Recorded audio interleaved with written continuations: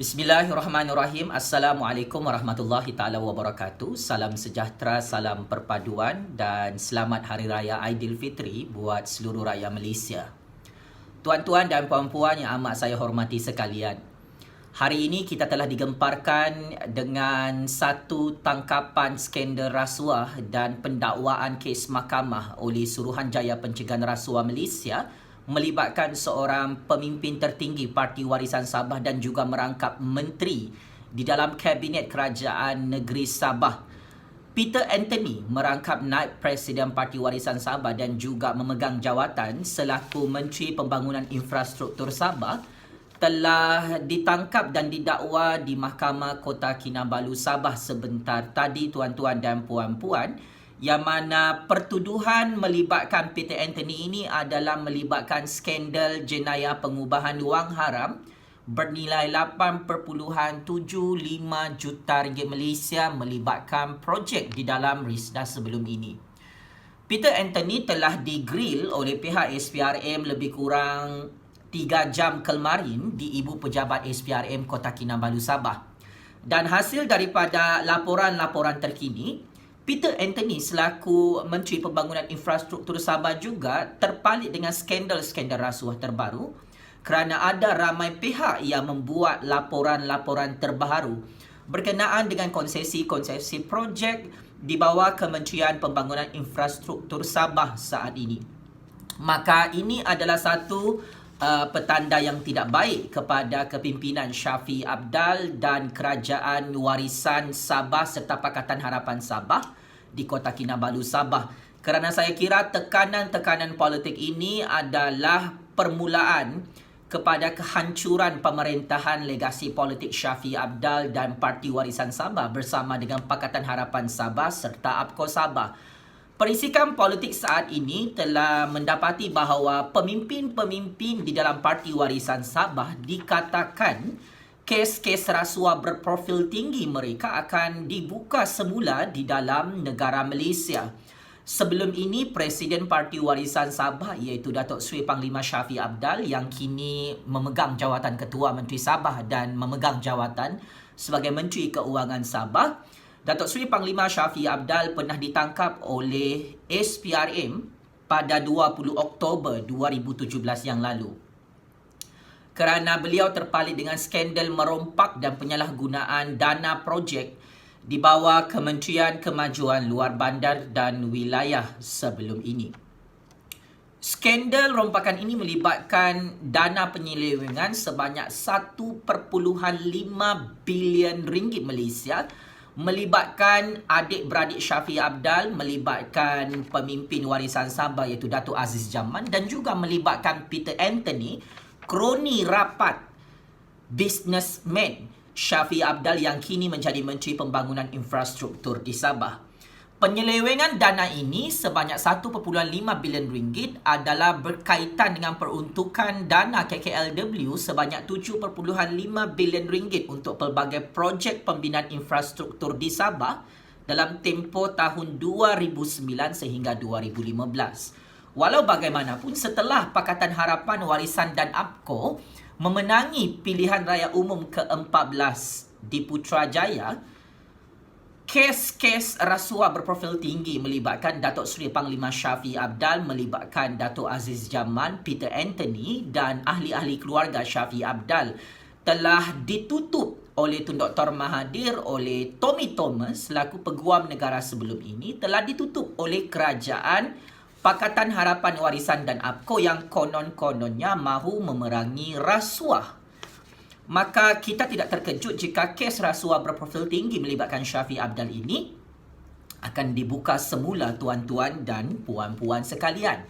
Kerana hasil daripada perisikan politik dan maklumat sulit, akan ada lebih ramai pemimpin-pemimpin Parti Warisan Sabah maupun pemimpin-pemimpin Pakatan Harapan Sabah yang keluar daripada gabungan Kerajaan Negeri Sabah di Kota Kinabalu Sabah tidak lama lagi.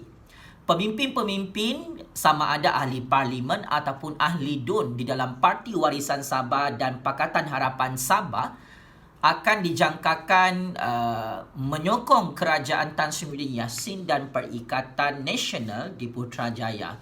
Maka saya tidak terkejut jika beberapa bulan daripada sekarang, Datuk Seri Panglima Shafie Apdal dan Kerajaan Warisan Sabah, Pakatan Harapan Sabah serta APCO Sabah akan tumbang terguling-guling seperti mana Pakatan Harapan dan Warisan serta APCO tumbang terguling-guling di Putrajaya pada 24 Februari 2020 yang lalu.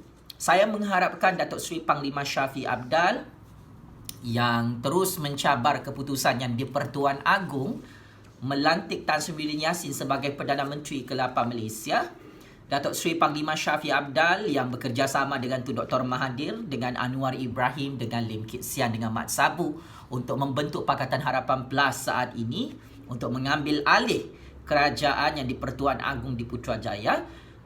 Percaturan politik sebegini adalah kurang bijak Datuk Seri Panglima Shafie Apdal kerana mencabar institusi yang di-Pertuan Agong, menghina keputusan yang di-Pertuan Agong melantik Tan Sri Muhyiddin Yassin sebagai Perdana Menteri yang absah di Putrajaya adalah satu tindakan politik yang tidak matang dan akan membunuh legasi politik Shafie Apdal di Sabah.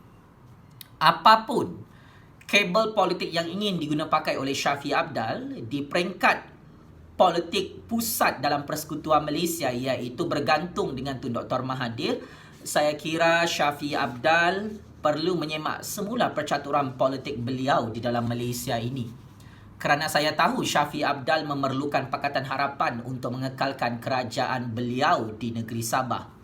Dan Shafie Apdal tidak mahu bekerjasama dengan Parti Bersatu di Sabah.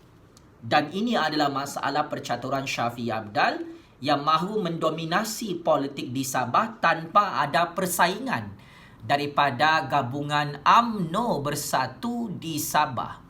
Dan ini adalah percaturan politik yang tidak lama lagi saya menjangkakan Shafie Apdal dan Parti Warisan Sabah, Pakatan Harapan Sabah dan APCO akan berpecah belah akibat kes-kes rasuah berprofil tinggi melibatkan pemimpin-pemimpin di dalam kerajaan negeri tersebut.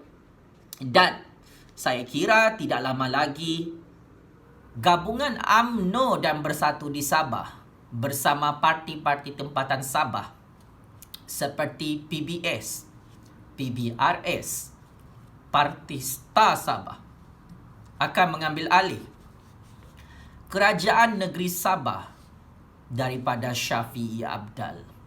Maka ini adalah kitaran karma politik bagaimana Shafie Apdal dilihat lebih sibuk berpolitik di Kuala Lumpur sehingga manifesto-manifesto untuk PRU 14 yang lalu gagal dilaksanakan oleh Shafie Apdal, oleh Parti Warisan Sabah, Pakatan Harapan Sabah dan APCO Sabah. Antara manifesto yang paling gagal direalisasikan dan dilaksanakan oleh Shafie Apdal dan Parti Warisan Sabah bersama Pakatan Harapan Sabah ialah gagal menuntut hak rakyat Sabah di dalam Perjanjian Malaysia 1963. Dan dalam krisis coronavirus, rakyat Sabah mempunyai pandangan dan kritikan kepada kepimpinan Shafie Apdal yang gagal membela kebajikan dan masalah ekonomi rakyat Sabah. Bantuan-bantuan ekonomi yang tidak dirasai oleh ramai rakyat Sabah dalam krisis coronavirus, bagaimana rakyat Sabah mengeluarkan komplain kepada kepimpinan Shafie Apdal. Shafie Apdal sibuk berpolitik bersama Tun Dr. Mahathir di Kuala Lumpur sehingga Shafie Apdal mengabaikan kebajikan ekonomi rakyat Sabah.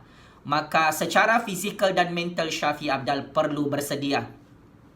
Kerana saya tidak terkejut jika Shafie Apdal dan Parti Warisan Sabah, Pakatan Harapan Sabah dan APCO Sabah yang menipu rakyat Sabah dalam manifesto PRU 14 yang lalu akan tumbang dan digulingkan kerana perpecahan pemimpin-pemimpin di dalam kerajaan negeri Sabah di bawah kepimpinan Shafie Apdal tidak lama lagi. Checkmate and game over. Shafie Apdal, Peter Anthony, pemimpin-pemimpin Parti Warisan Sabah, Pakatan Harapan dan juga APCO di Sabah yang gagal memajukan negeri Sabah. Terima kasih.